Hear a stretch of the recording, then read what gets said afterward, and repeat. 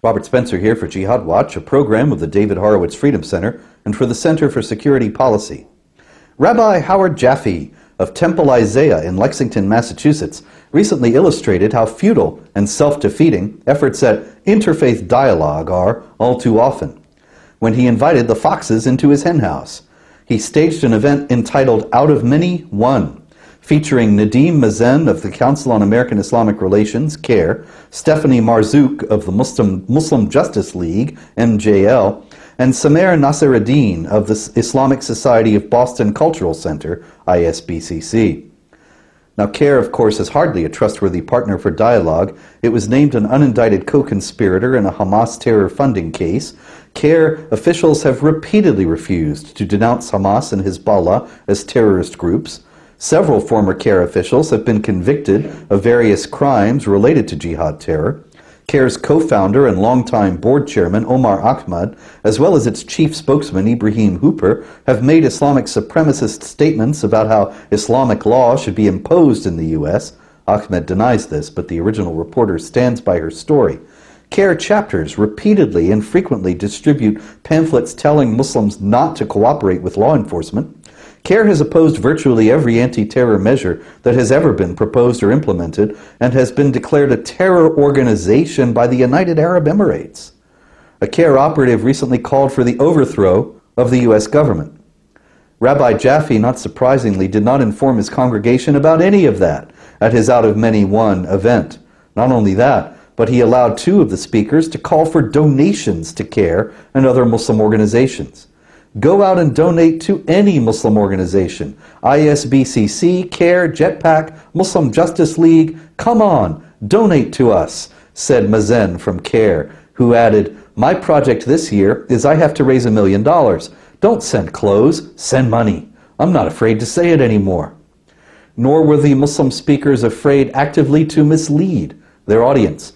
Marzouk defended Tariq Mahana, a former member of the ISBCC who plotted a jihad massacre in the United States for al-Qaeda.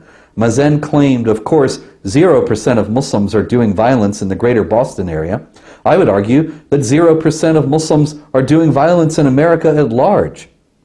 Apparently, he's forgotten about two other former members of the ISBCC, Tamerlan and Dzhokhar Tsarnaev, who set off bombs at the Boston Marathon in 2013 for Allah and Islam, as well as about Syed Rizwan Farouk and Tashfeen Malik, the San Bernardino jihad murderers, Nidal Malik Hassan, the Fort Hood jihad murderer, Sayfullo Saipov, who murdered 8 people in New York City for the Islamic State, and so many other jihad terrorists in America at large.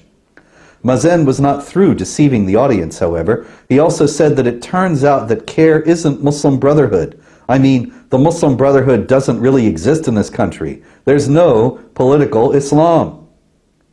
In reality, most major Muslim organizations in the U.S., including CAIR, have extensive links to the Brotherhood. Instead of all this deception, a genuine and worthwhile interfaith dialogue event would have featured Jaffe asking Mazen, Marzouk, and Naseredden what they were doing to combat among Muslims the literal understanding of the anti-Semitic texts in the Quran. The Quran depicts the Jews as inveterately evil and bent on destroying the well-being of the Muslims.